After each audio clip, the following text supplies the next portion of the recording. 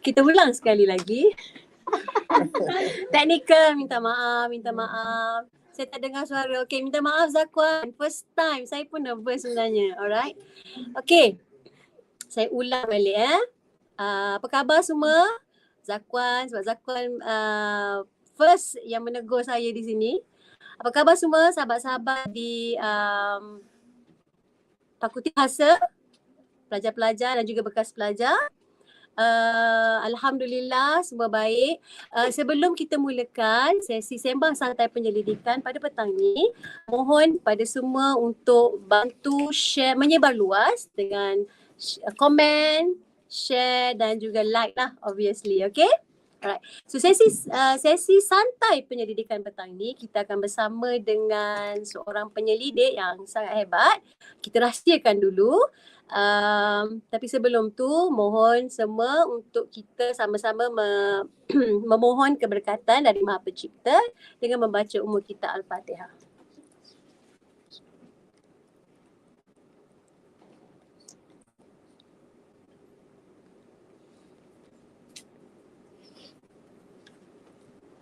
Amin, amin ya rabbal alamin. Okay, kami semua ni bersiaran dari bilik mesyuarat FBK.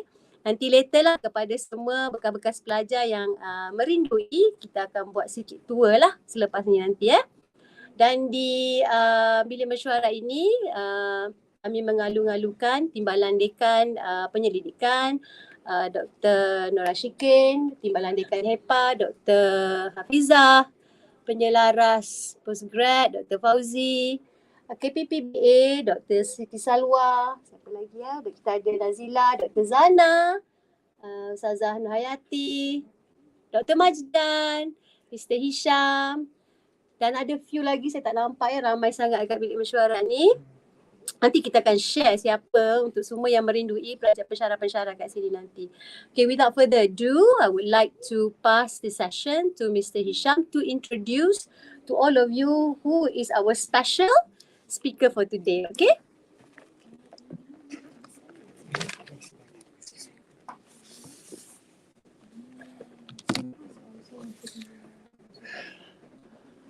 Okay, Assalamualaikum warahmatullahi wabarakatuh.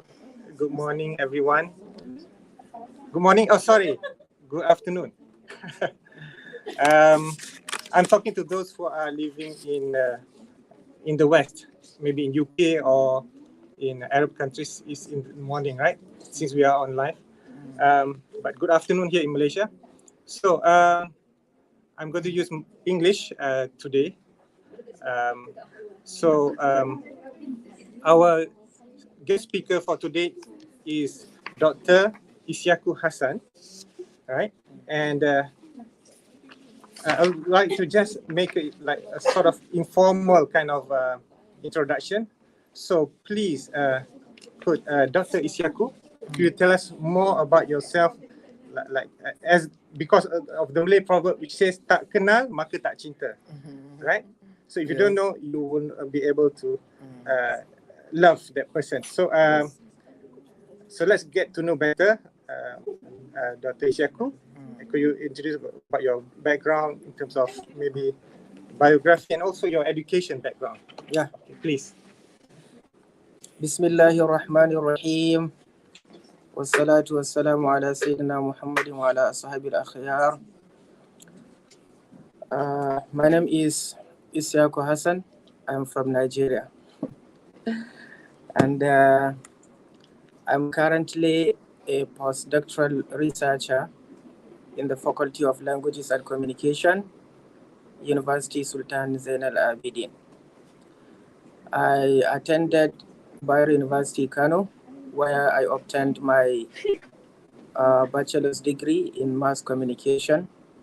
And then in 2014, I was awarded the Kano State Scholarship to further my studies to the master's level at University Sultan Zain Al Abidin. And then subsequently, I obtained my PhD in 2018 from the same institution.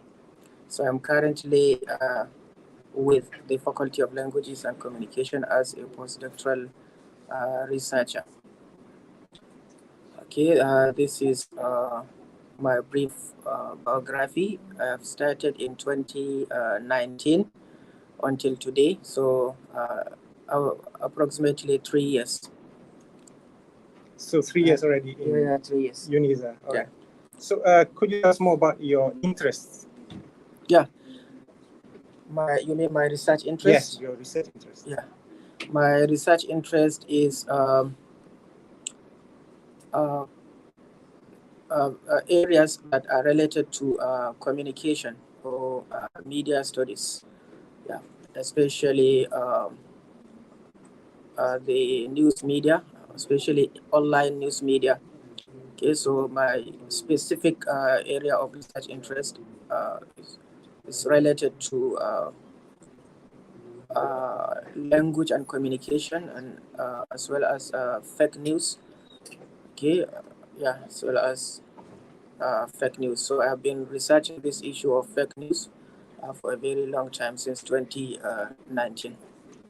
In brief, can you say what were the themes that you have studied I mean, during my for your publications, your research? Okay, yeah, actually, I have focused on a number of areas of research interest. Yes. Since when I started my postdoctoral research. I published more on Islamophobia and the media, and then I also published on climate change disinformation, as well as something that has to do with fake news detection. Yeah, from social science perspective. For fake news, any specific topic that you were focusing on?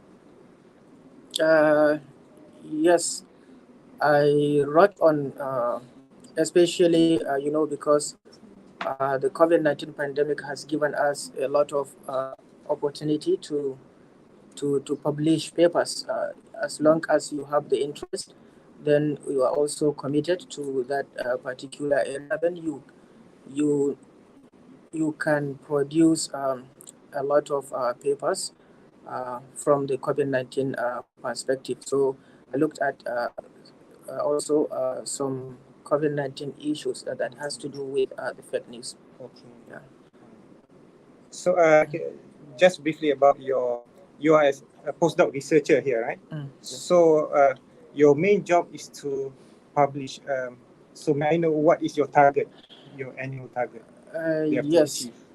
I have to publish 10 papers in Scopus and ISI every year.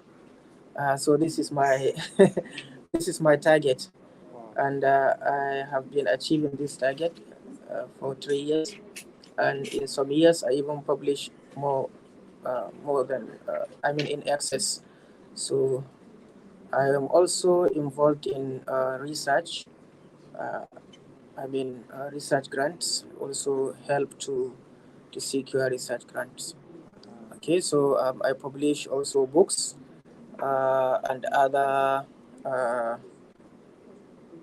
things like conference. Currently, I published a number of articles in ISI and Scopus. I have published 7 books during the 3-year period, and then I published 2 book chapters, and then I secured 1 research grant as a member. So these are some of my achievements during my postdoctoral research. So that's quite a big feat. I mean, 3 years and you have published more than 10 per year. Yes. So roughly altogether, how many articles that you have published so far in these 3 years?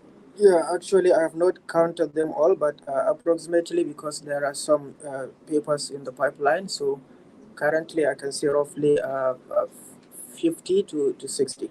50 to 60. Yeah. And what's the percentage of it in ISI and Scopus?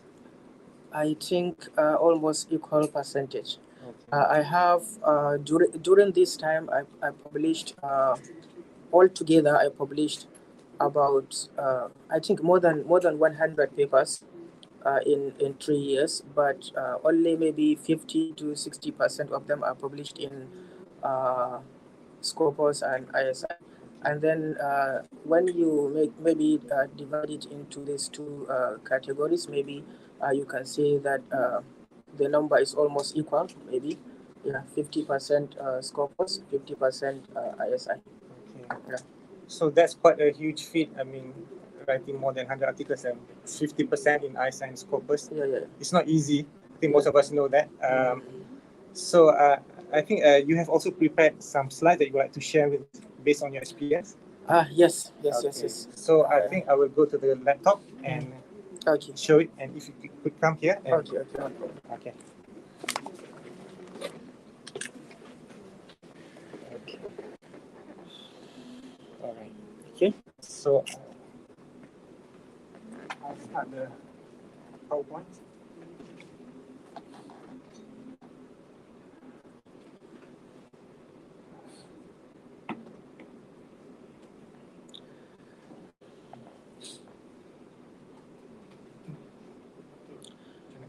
Okay. Not yet.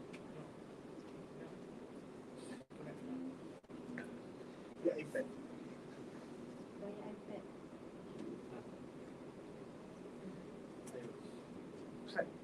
I want to show the PowerPoint. How? It's not showing. Already. This one. Okay. Can you see? Yeah, can see it. Oh, but projectors no. Okay, everyone, if you have to watch, you have to refer to Facebook. Sorry about that. Okay, please. Okay. So I really feel honored for being invited here to speak. I know that I'm invited not because I'm better than you, but only for me to share my experience for being here for 3 years as a postdoc researcher. Okay, and I think that the maybe perhaps the point of attraction is the duration of 3 years. I know that publishing 50 or 60 articles in Scopus can be done by anyone, but in 3 years, I think a person has to struggle a lot to do that. I am considered as an early career researcher, so I'm still struggling to publish more papers. Okay, so as I've mentioned just now, I have published a number of papers and some books as well, also books in chapters in book, as well as some conference papers. So let me begin by sharing my my experience doing all this struggle for postdoc. Okay, I have been motivated by so many people. I know that most of you were here when I came for my master's program, and some of you were even my examiners, like like Mr. Hisham was my examiner during my master program. Also, Madam Gigi was my examiner, Dr. Amaria during my PhD, and many others. Okay, so when I started my postdoc, I didn't have even one paper in Scopus. I didn't have a single paper in Scopus. Okay, so at that time, I started thinking, how can I achieve my target? Because my target is to publish 10 Scopus or ISI papers in a year. So how can I achieve this target? This was what I started to wonder about. So now I can share with you that my experience, generally, I can say that it is a positive struggle. I struggle a lot, but later on I got some result for my struggle, but it was really challenging. Okay. Let me start by saying that I faced desk rejection, what they call desk rejection. Dex rejection is a situation whereby you find yourself getting your papers getting rejected by the journals before sending them to the peer review process. So before going into the peer review process, your paper can be rejected by the editor. Okay, so there are a lot of things,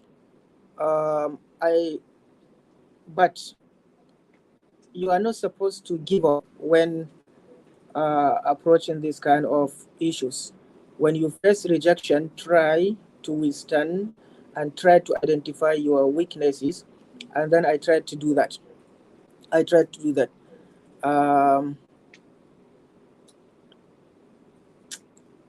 I realized that it is not a matter of I have the data or I have the findings or I have this and that. It is how you present your data. It is how you explain your data matters a lot. Okay, so I know that there are many people who will face this kind of problem, not because their papers are not good or not because they don't have novelty in their papers, but because the way they write the paper matters a lot. How you present, I think we need to know how to understand how to play with language, how to convince the reviewers that this is the difference between your paper and the previous papers. So by this way, we will be able to convince the reviewers and the editor. Okay, so try to target your editor first to convince your editor, because once your paper is accepted by the editor and they have decided to send it for review process, there is every possibility that your paper can be accepted. Okay, and then teamwork also. Try to collaborate with other people. Collaboration also matters a lot, but the problem is whom will you collaborate with? That is the problem. So the current research trend can be interdisciplinary or multidisciplinary. That is the easiest way now to publish in high impact journals.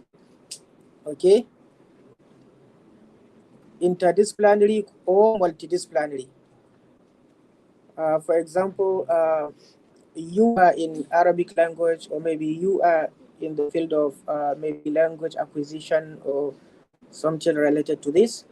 You can collaborate with other people in a different field of study. For example, like computer science, like Islamic studies, and then you can come up with something that is new. Okay, based on my experience, I could recall that there is one UT lecturer. His name is Dr. Rabiu Muazu Musa. We started at almost same time when I started my postdoctoral. Then he started his contract as well with UMT. So I was discussing with him just in front of his house, just a casual discussion. And then he is in the field of sports science. Okay, and then he said, can we publish a paper? I said, how can we publish a paper while I'm in the field of communication and you're in sports science? And then he said, there is this issue of interdisciplinary, then we can try it. I said, yes, but what are we going to write on? He said, we in sports science, we have a problem of data paucity. That is, we don't have, for example, like sports injury, we have scarcity of data, how to obtain data for sports injury. So therefore, this issue can be solved using interdisciplinary research. And then I told him that, okay, if this is the case, then there is one way that we can find this data. He said, how? I told him that, okay, through the media, because once an event occurs, then it will probably be reported by the media. And then I showed him some of the digital archives of the Nigerian media. And then when I searched injury in football or injury in soccer, then I found many news reports about this issue. And then from that, I have decided to do content analysis of that. And from that time to date, we have managed to publish, I think, more than 5 ISI papers in this interdisciplinary research. And I think 2 or 3 of them are published in ISI Q1. Okay, and I think we also need to understand that publishing in high impact journals will give you more opportunities to get cited, to get citation. So the struggle, one of the secrets of the struggle is to get collaboration or teamwork with other people. But whom will you collaborate with? That is what matters a lot, because some people are actually busy doing other things. They cannot focus on that particular issue which you aim to achieve. As well, in social sciences, we have this issue of maybe scarcity of journals that are indexed in Scopus and ISI. Okay, so once you collaborate with other people, then you will be able to publish in multidisciplinary journals. Okay, multidisciplinary journals. So then you will increase your chance of getting published. Also, during my struggle, I faced a lot of challenges, including, let's say, losing some money as well, because there were some papers that I published. They were in Scopus, but they did not indicate whether I'm the corresponding author of that paper. And then when I sent my claim to CRIM, it was actually rejected. And then they asked me to provide evidence that I'm the corresponding author of those papers. And then I gave them my email, the email that I received from the journal, but still they could not consider it. So I could not claim that amount of money. So I got this idea that whenever I publish a paper, then because of the university policy, I have to make sure that the journal has indicated that I'm either the first author or the corresponding author. That is, if I use my own money. Okay, so this is very, very important. Also, you can opt for especially for high impact journals, ISI, you can opt for free publication. But the problem of this free publication is it will take a very long time before the paper is published. And the kind of challenge that I faced was I was expected to publish 10 papers in 1 year. So if I opt for free publication, maybe my papers will be published in the next 2 or 3 years. So I could not be able to achieve that target. So therefore, I have to focus on those papers that publish faster, okay, and then as well as those journals that can that are really indexed in Scopus. Also, some journals can suddenly be kicked out of Scopus. That is another issue. Suddenly be kicked out of Scopus after you publish. So therefore, you have to make sure that you know the technicality, you know how to actually this one can happen by experience, for example, and you can also learn it from other people, how to check whether this journal is or is has a possibility of being kicked out of Scopus. You have to know this, okay? So it is very, very important. Also, there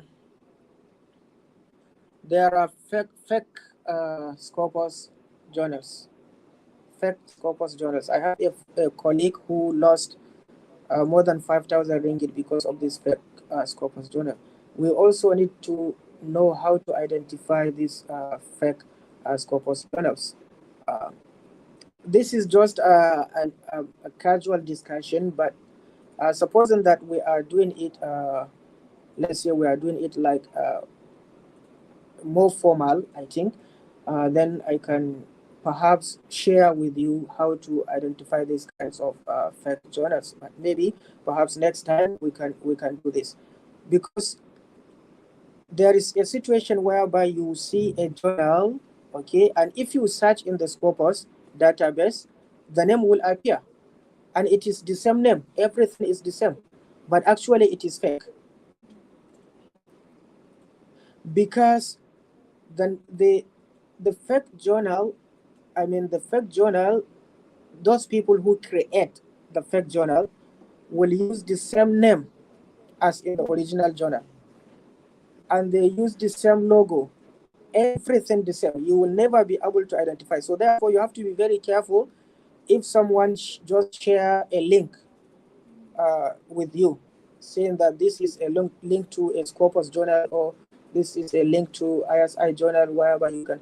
Then if you open the link, maybe you go to the website of the journal, okay, you will see the same information. If you go to Scopus database, you will find the same information. But how will you identify, how will you be able to know that this is a fake journal?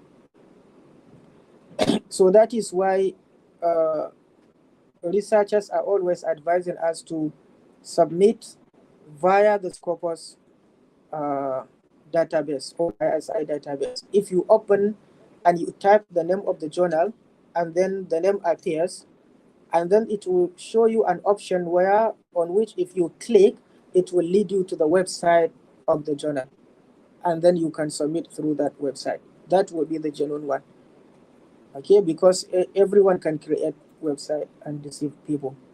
So these are some of the challenges I also face.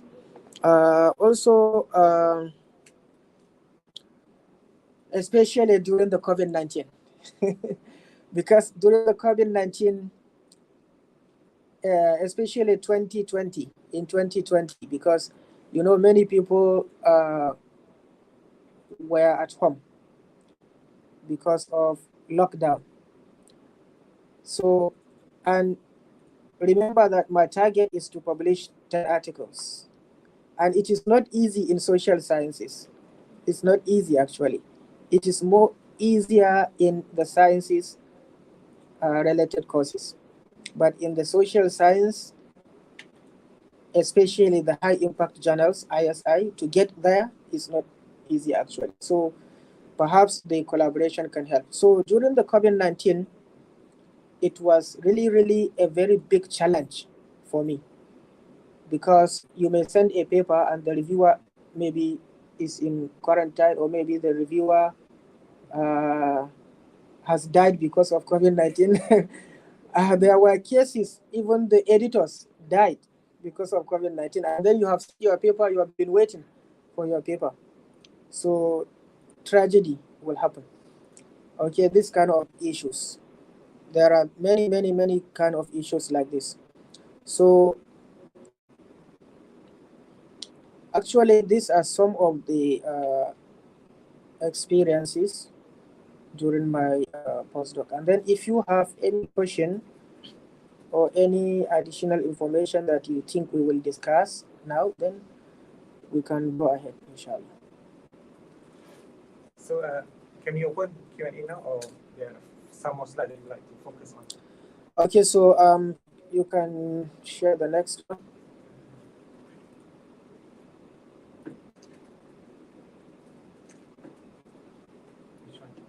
The next one after the first. Sorry, you have to look at that. No, not this one. Okay, yes. Yeah, this one. So This one or the one with the doctor? yeah, this one. Okay. So these are some of the issues that we need to consider when we want to send our papers to high impact journals. We have to know that our papers will be examined by experts in the field, and we have to also make sure that we have met the editor's requirements, because the editor will feel that I am an academic and a researcher like you, but I'm a very, very, very busy person. So I would like to know, briefly what are your findings, or what are your contributions, so you don't have to waste my time, because I'm also a researcher, I'm also busy. So if you are, sometimes that is why I say the way you present your data matters a lot. Because if the editor, by mere reading, maybe the abstract or maybe the first paragraph, will not be able to capture what you are trying to say, then he will suddenly reject your paper. While inside the paper you have a lot of contribution, but he will not be able to understand why, because of the way you present your paper. So that is why we have to consider the editor. He has a set of criteria for a paper to be accepted. Also, he received several manuscripts. See, an editor sometimes can receive more than 20,000 manuscripts. So in this situation, he will only focus on those manuscripts that can easily be whose contribution can be easily identified, and then through this method they will be able to reduce the number of manuscripts they receive. Okay. Also, you have to make sure that your paper is within the scope of the journal. This is very, very important. Make sure that the paper you are trying to send is within the scope of that particular journal, and this can be found on the journal's website. Every journal has its own website where you can see what they focus on. Also, try to differentiate between your manuscript and other manuscript in terms of novelty, in terms of contribution. Okay, what is new? Okay, and then has your manuscript added value to the research area? Also, you have to consider this. So there are a lot of processes. We shouldn't assume that we are just writing to ourselves. We are writing to examiners, we are writing to the editor, and so on. Okay, so these are some of the most important issues that we need to consider. Can you go to the next slide? Okay, so first of all, you need to judge the quality of your paper. Okay, what is special about your paper, especially in terms of quality of writing? This is most important. Quality of writing matters a lot. Some people do not bother about the quality of writing, but it's the first. It is number one. Okay, after contribution, it is number one, because the way you clarify matters. Also, your methodology, and then the contribution. Also, find a suitable, reputable journal. Finding a journal is also another challenge, to find a suitable journal and high impact journal, because there are a lot of things that we need to look at. So sometimes you have the paper, but where to publish it? Where to publish that paper is a challenge as well. And then construct a good cover letter. Even constructing a cover letter, just a mere construction of cover letter, can attract the editor's attention. So it will be nice if you put the words in the cover letter nicely. Then you will be able to explain to the editor that this is what is all about your paper. check and follow all the auto guidelines before sending the paper. This is also very important, because some, especially high impact journals, they will return your paper immediately if that paper does not follow their guideline. They will return it immediately. So make sure that you follow the guideline of the paper. Okay, next. Okay, so I have categorized this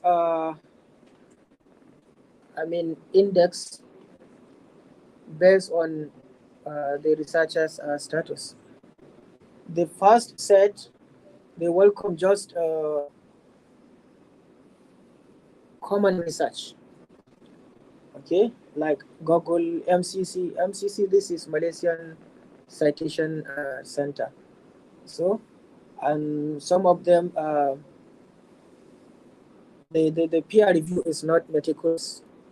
Okay, they just look at the structure of the paper, whether you have written something, and then they will publish it, just like that. And then many of the journals index are termed as predatory. Most of this in DOAJ, Google Scholar, okay, World Chart, Academic Journals Database. Most of these ones are listed as predatory journals. So I think beginners sometimes tend to publish in this kind of papers. Okay, so I think it is for beginner researchers, okay, this kind of journals. But Scopus journals welcomes new method ideas, and they are so meticulous. They want to look at the contribution, what you have contributed in terms of theory, in terms of method. Also, they are relatively rigorous in their peer review. Okay, also they accept manuscript between 2 to 6 months Scopus. So although there are some Scopus journals that can accept faster, but majority of them, most of them, accept manuscript between 2 to 6 months. Okay, so if you are planning to publish a paper, for example, it is better for you to start preparing for your publication maybe 6 months prior to the target year. Like if you want to publish in 2023, so this is the right time that you're supposed to send your paper. So that if you send your paper now, then if they publish it within 6 months, then maybe early next year your paper can be published. But if you are not lucky, for example, you send your paper in the middle of the year, and then the paper review process get delayed, then it can extend to next year, which is not maybe your target year of publication. And there is another point. If you want to publish, let's say 10 papers, you have to produce 20 papers, and you have to send 20 papers, because some of the papers will be rejected. And then if you send 20, then maybe 10 are rejected, and then you will achieve 10. But if you want to publish 10 and you send 10 papers, then I think you are in a dilemma, because if any of the papers is rejected, then your target is not achieved. Okay, so it's better to send double the number of papers that you are intending to publish. So these are Scopus. They welcome new ideas. They might require detailed work as compared. Okay. So Clarivet Analytics. This is emerging sources. Papers that are indexed in emerging sources are a little bit more advanced than Scopus. So at least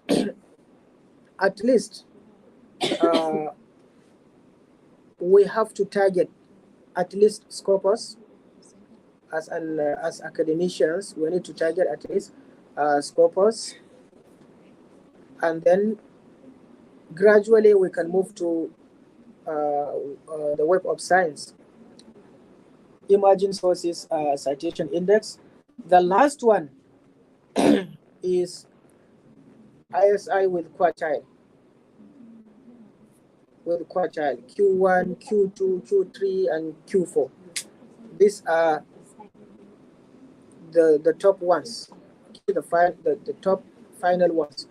So once you get here, you will have recognition as well. There is every possibility that you will have recognition in your field. As the more you publish in ISI, perhaps the more you get recognition in your field, even in terms of citations and recognition. You will get it if you are publishing in Q1. But I told you the secret that teamwork and collaboration is one of the important secrets of getting published in ISI Q1, Q2. Okay, so next.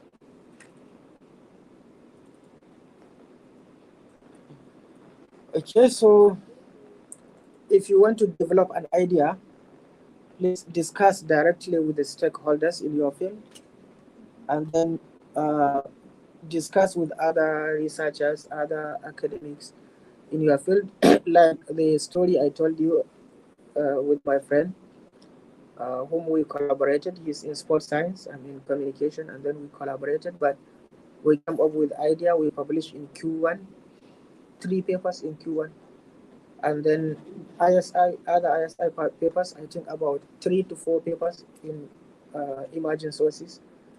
So the more you discuss with other people, academicians and such, the more you come with up with ideas, and then the more you publish, especially if both of you are dedicated. Also, frequently follow the current trends in your area. Current trends in your area. Look at what are the current issues. Like we in communication and media studies, we look at issues sometimes.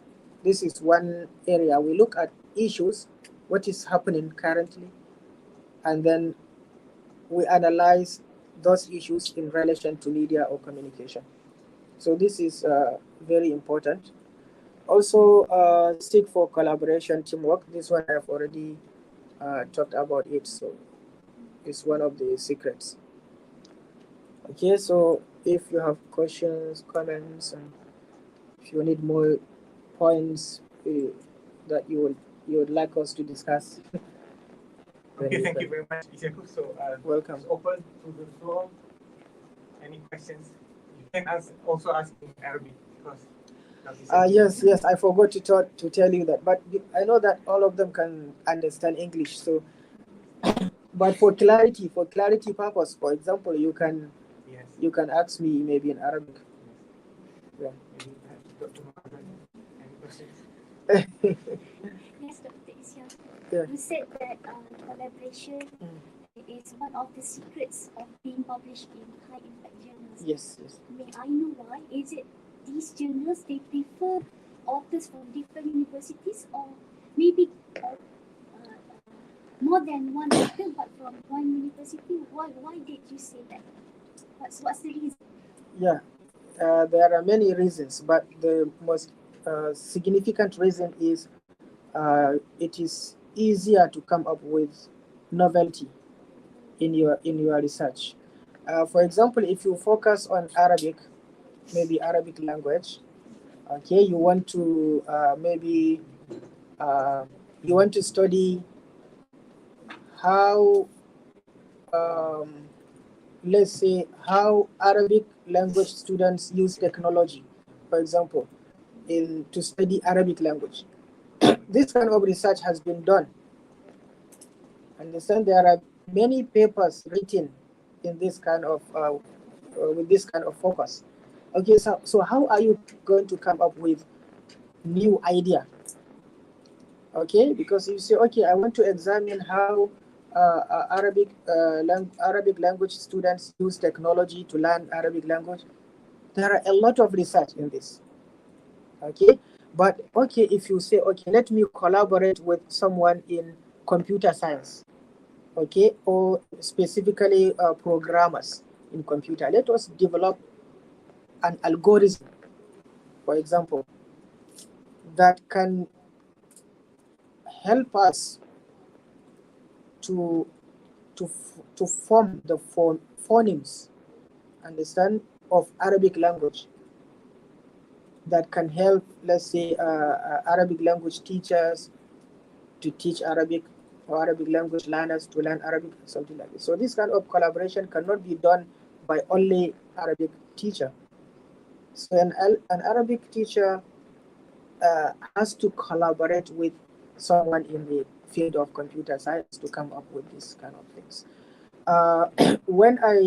Because I'm using a kind of content analysis, those in the communication field, I think they are more conversant with this kind of method, like Dr. Zanaria, also Dr. Nur Hafiza, they all know this kind of things.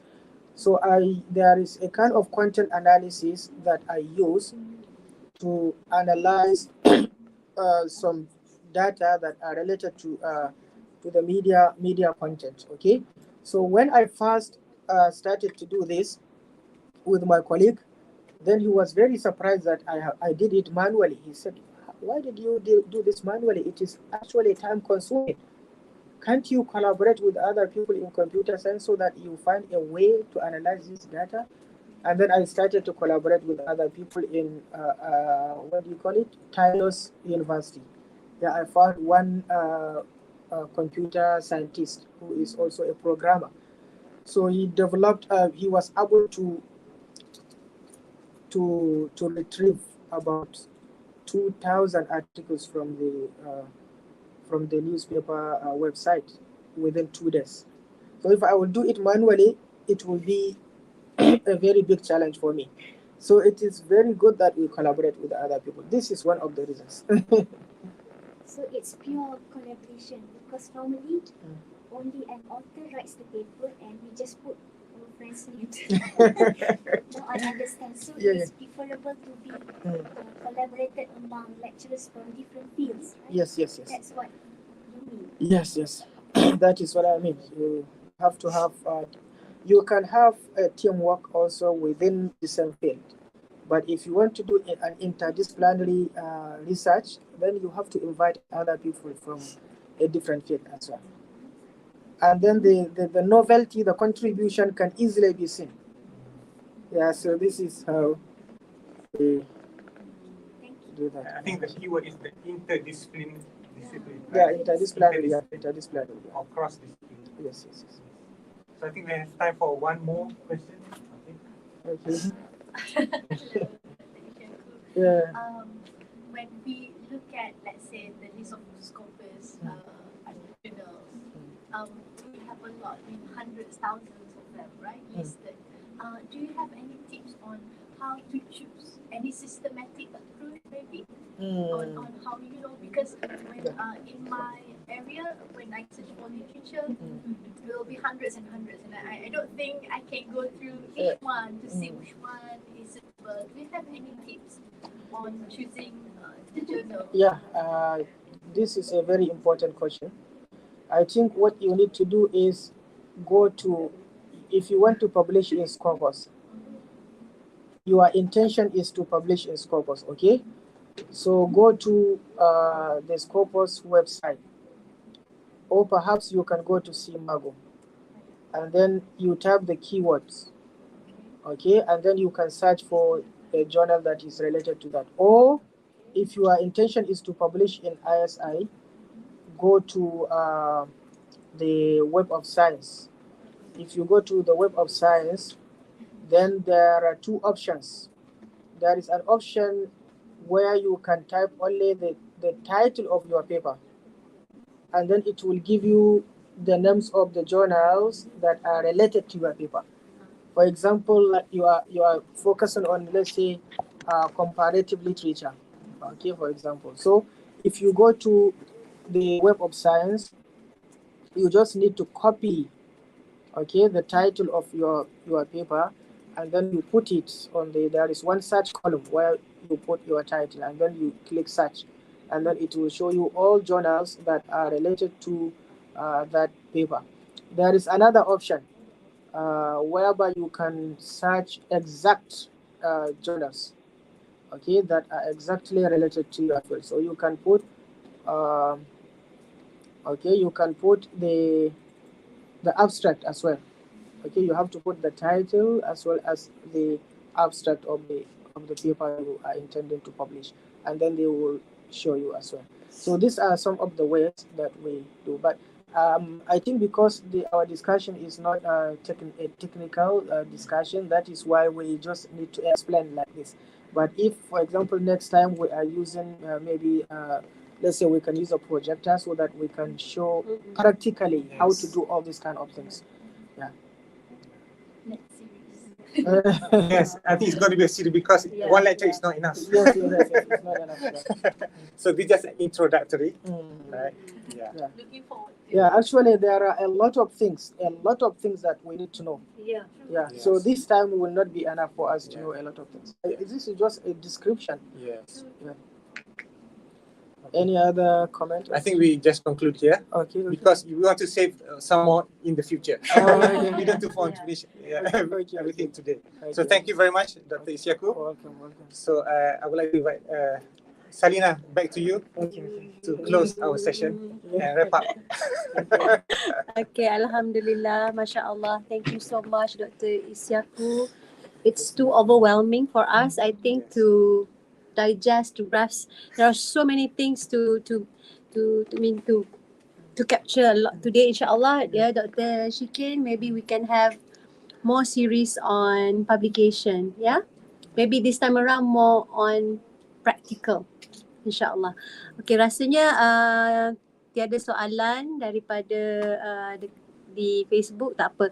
Like kalau ada soalan, mereka boleh can they like contact you if they need to? Yes, they can contact me. Maybe you can put my Email. Um, Later on. later on, we'll share Dr. Isyaku's email because I think he is, I could say this, the spokesperson for publication, especially sharing on ISI and so on and so forth. All right. So to conclude, thank you so much everybody for making time together with us here. So kalau kawan-kawan dekat FB kami kat sini ada banyak makanan kat sini sebab Sembang Santai. InsyaAllah banyak lagi sesi yang akan kami share dengan semua, insyaAllah. Jadi kita tutup sesi kita pada petang ini dengan surah Wal-As dan tasbih.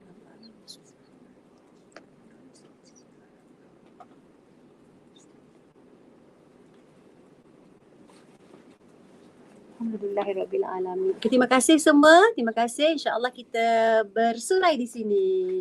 Assalamualaikum warahmatullahi taala wabarakatuh.